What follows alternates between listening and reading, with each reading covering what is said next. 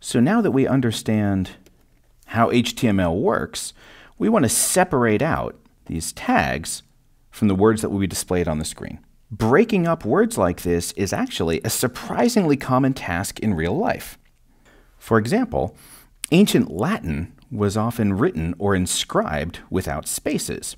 And this particular set of letters, Senatus Populus Corde Romanus, is inscribed on the Arch of Titus, which I've doodled over here as a column, but what can you do?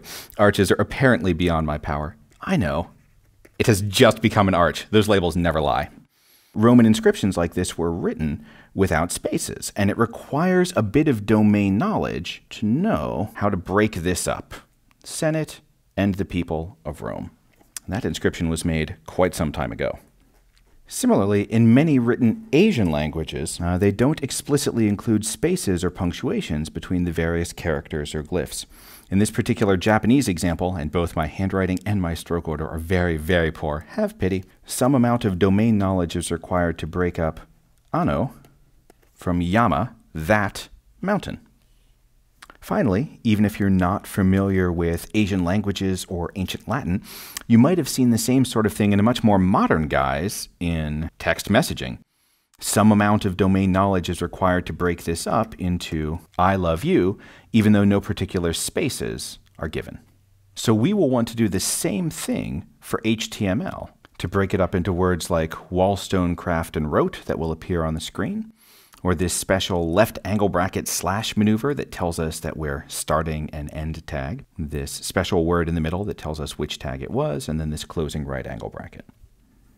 So once again, for this HTML fragment, we want to break it up into this first word, the start of the closing tag, another word, the end of the closing tag, and then another word.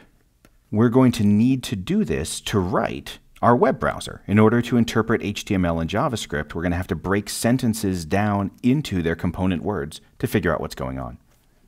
This process is called lexical analysis. Lexical here has the same root as lexicon, like a dictionary. And this means to break something down into words.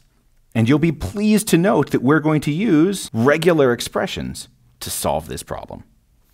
So here I've written another one of those decompositions. We might have broken an HTML fragment down into these word-like objects. But this time, you're going to help me out by doing the problem in reverse. So, in this multiple choice quiz, I'd like you to mark each one of these HTML fragments that would decompose into this sequence of 5 elements.